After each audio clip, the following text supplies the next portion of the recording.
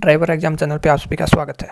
इस वीडियो में हम Delhi police driver trade test में पूछे जाने वाले रोड मैप रीडिंग टॉपिक को कवर करेंगे। इससे पहले हम हमारे सिलेबस के 5 topics road science, road sense, line driving, overtaking, ये 5 टॉपिक कवर कर चुके हैं। यदि आपने वो टॉपिक की वीडियोज़ नहीं देखी हैं तो आप चैनल पर जाके प्लेलिस्ट बनी हुई है, वहाँ पर जाके अपनी टॉपिक कवर कर सकते हैं। तो इस टॉपिक से सबसे पहले आपसे जो थ्योरेटिकल प्रश्न पूछा जा सकता है, मौखिक प्रश्न जो पूछा जाएगा वो हो सकता है कि आपसे पहला प्रश्न पूछे कि क्या एक ड्राइवर को रोड मैप रीडिंग आनी चाहिए, तो आपका आंसर होगा हाँ। फिर वो आपसे क्वेश्चन पूछ सकता है कि रोड मैप रीडिंग क्यों ज़रूरी है।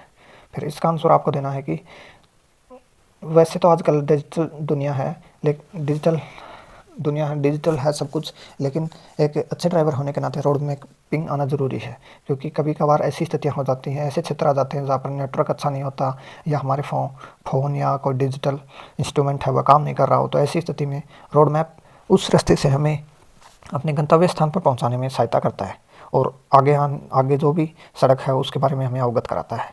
तो ऐसी स्थिति में हमें रोड मैपिंग आना ज़रूरी है। फिर वो आपसे अगला क्वेश्चन पूछ सकता है कि रोड मैप आखिरकार क्या होता है। फिर इसका आंसर हमें देना है कि रोड मैप है वह एक ऐसा नक्शा है जो किसी विशेष क्षेत्र में सड़कों के विस्तार को बताता है। फिर वो आपसे एक क्वेश्चन ये भी पूछ सकता है कि गूगल मैप पर आप रास्ता कैसे ढूंढोगे। तो ये क्वेश्चन लगभग सभी बच्चों को आता है। आपको यहाँ पे स्लाइड पे दिखा दिया भी गया है, यदि आपको नहीं पता है तो आप यहाँ से देख सकते हो मैप्स को यूज़ करना कैसे। फिर अगला आपसे क्वेश्चन पूछ सकता है कि एक मानचित्र पर आपको समुच्चय रेखाएँ क्या दर्शाती हैं। तो इसका आंसर होगा कि एक मानचित्र पर समुच्चय रेखाएँ हमें उस भूभाग के बारे में बताते हैं कि वह भूभाग कितना ऊंचा है या कितना नीचा है। अर्थात हमें जो भी मानचित्र होता है उस पर समुच्चय रेखाएं बताती हैं कि आगे आने वाली सड़क कितनी ऊंचाई पे है या कितनी नीचाई पे है। अगला क्वेश्चन पूछ सकता है कि मानचित्र पर इमारतों को किस रंग से दर्शाया जाता है। तो इसका आंसर होगा काले या ग्रे रंग से। और साथ ही आपको ये भी ध्यान रखना है कि जो मानचित्र होता है उस पर नदी, झील और महासागर को नीले रंग से दर्शाया जाता है। अगला क्वेश्चन आपसे पूछ सकता है कि पहाड़ों को किस रंग से दर्शाया जाता है। तो हमारा आंसर होगा कि जो सामान्यतः मानचित्र होता है उस पर पहाड़ों को सफ़ेद या भूरे रंग से दर्शाया जाता है। अगला क्वेश्चन वो आपसे पूछ सकता है कि आप रोड मैप कैसे करेंगे, संक्षिप्त में बताइए। तो इसके लिए इसका आंसर होगा कि रोड मैप रीडिंग के 5 चरण हैं। सबसे पहले तो जब भी हम अपनी यात्रा प्रारंभ करेंगे तो हमारे पास एक जो अपना यात्रा है उसका एक मानचित्र विवरण होना चाहिए, जो सामान्यतः एटलस मानचित्र उपयोग किया जाता है वह होना चाहिए।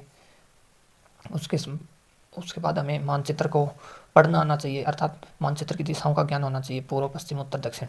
पूर्व दिशा सामान्यतः मानचित्र के दाईं ओर होती है, पश्चिम दिशा बाईं ओर होती है, ऊपर की तरफ उत्तर होता है और नीचे की तरफ दक्षिण होता है।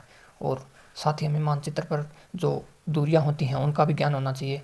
जो पैमाना होता है सामान्यतः 1 सेंटीमीटर में कितना मील आएगा, कितना किलोमीटर आएगा, उसके बारे में मानचित्र पर लिखा होता है, उसके बारे में पता होना चाहिए। और हमें हमारे गंतव्य स्थान तक जाने की दूरी ज्ञात करने के लिए जो बेसिक जानकारियां हैं, जैसे कि 1 मील बराबर 1.6 किलोमीटर होता है, और यदि 1 मील बराबर इंच हो तो 63,360 मीटर होता है, इसके बारे में पता होना चाहिए।